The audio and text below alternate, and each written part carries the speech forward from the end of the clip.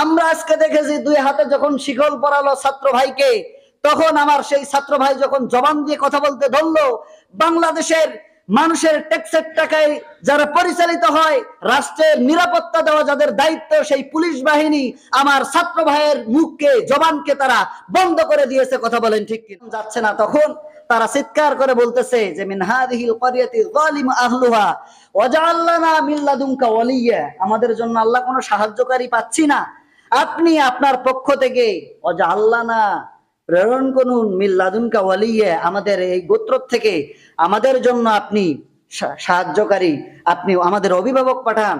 আর ওয়াজআল লানা মিন লাদুনকা নাসীরা, আল্লাহ তোমার পক্ষ থেকে সুলতানে নাসির যারা আমাদেরকে সহযোগিতা করবে, এরকম সহযোগিতাকারীকে আপনি আমাদের জন্য আবশ্যক করে দেন।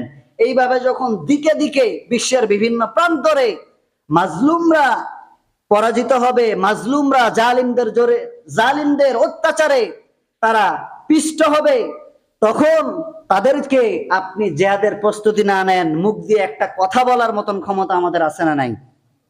মুখ দিয়ে আপনাকে কথা বলতে হবে, আপনার এটা ইমানি দায়িত্ব।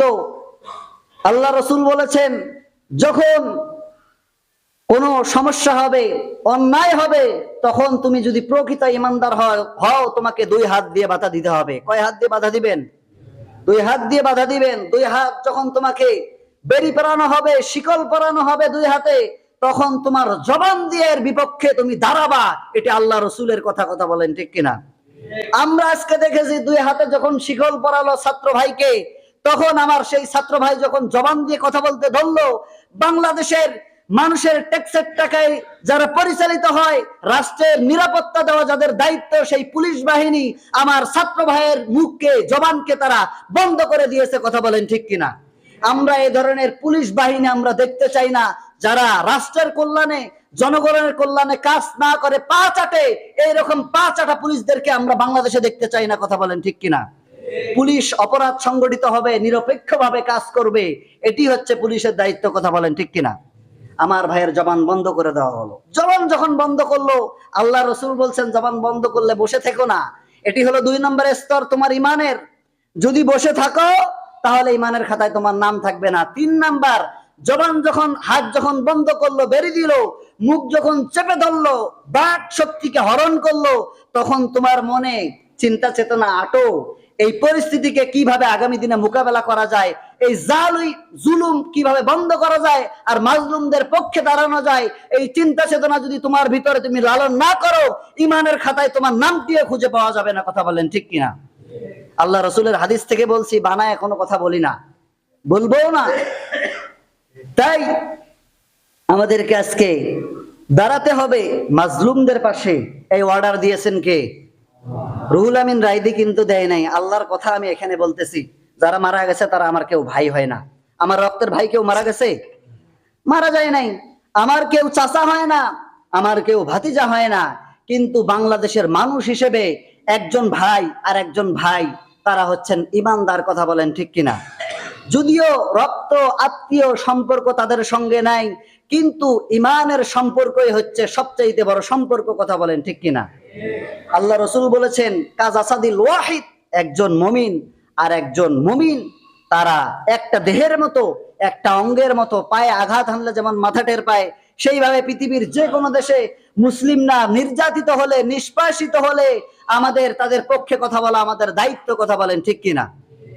সম্মানিত হাজরিন, যুগে যুগে যারা জুলুম করেছে তাদের জুলুমের একদিন অবসান ঘটেছে, কিন্তু মাজলুমদের নাম তামাম পৃথিবীতে স্বর্ণ অক্ষরে লেখা রয়েছে। কথা বলেন ঠিক কিনা? কিন্তু যারা জুলুম করেছে তাদের নাম মানুষ ঘৃণা ভরে স্মরণ করে। কথা বলেন ঠিক কিনা? সম্মানিত উপস্থিতি, তুরস্কের প্রেসিডেন্ট মোস্তফা কামাল পাশা, যাকে বলা হয় আতাতুর্ক, আতাতুর্ক বলা হয় যে ভাগ্য বিধাতা বা সেই দেশের জনক। তিনি দেশে অনেক ভালো কাজ করেছেন, কিন্তু সেই লোক একটানা 1923 সাল থেকে শুরু করে 1938 সাল পর্যন্ত টানা 16 বছর সেই কামাল পাশা আতাতুর্ক যাকে বলা হয়, সেই তুরস্কের সেই প্রেসিডেন্ট, প্রথম রাষ্ট্রপতি তিনি ছিলেন। এই তুরস্কের প্রেসিডেন্ট কি করলো?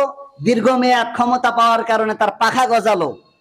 সে করলো কি, সেই দেশে তুরস্কের মধ্যে ইসলাম শিক্ষাকে নিষিদ্ধ করলো, আরবি পড়াকে হারাম করলো, তার উপরে তারা ফতোয়া জারি করলো, কোর্ট থেকে রায় আসলো তাদেরকে নিষিদ্ধ করার জন্য। সেই তুরস্কের প্রেসিডেন্ট কিন্তু মুসলমান। সেই তুরস্কের প্রেসিডেন্ট কি মুসলমান ছিলেন। তিনি ইসলাম শিক্ষাকে বন্ধ করে দিলেন, আরবি পড়াশোনাকে হারাম করে দিলেন। দেশের মা বোনদের পর্দার হুকুম যেখানে আল্লাহ দিয়েছেন, সেই পর্দার হুকুমকে সেই কামাল পাশা বন্ধ করে দিলেন। কামাল পাশা সব বন্ধ করে দিলেন। কামাল পাশা একদিন রাতের বেলা ঘুমাতে গেল, তার এক আওয়াজে ঘুম ভেঙে গেল। কামাল পাশা বলল যে কি বিশ্রী আওয়াজ, কোন আওয়াজ এসে আমার ঘুম ভেঙে গেল?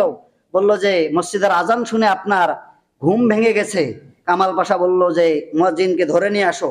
মুয়াজ্জিনকে ধরে নিয়ে এসে কামাল পাশার সামনে তাকে টুকরো টুকরো করে পৃথিবীর থেকে সেই কামাল পাশা সেই মসজিদের মুয়াজ্জিনকে বিদায় করে দিল। কিন্তু সেই কামাল পাশা পৃথিবীর মধ্যে চিরস্থায়ী হতে পারে নাই। সেই কামাল পাশাও পৃথিবীর থেকে বিদায় হয়েছে। কথা বলেন ঠিক কিনা? কামাল পাশা যদিও মুসলমান নাম ধারণ করে আছে, কিন্তু পৃথিবীর মুসলমানেরা যার ইতিহাস পড়েছে, সেই কামাল পাশার নাম বলার সঙ্গে সঙ্গে লাআনাহুল্লাহ বলে যে আল্লাহ লানত সেই কামাল পাশার উপরে পড়ুক। কথা বলেন ঠিক কিনা? তার কারণ যুগে যুগে যারা জুলুম করেছে, এই জুলুমের শেষ, আয-যুলমু যুলমাতু ইয়াউমাল কিয়ামা, জুলুম কাল কিয়ামতের দিন অন্ধকার হয়ে আসবে। জুলুম কাল কিয়ামতের দিন কি হয়ে আসবে? অন্ধকার হয়ে আসবে।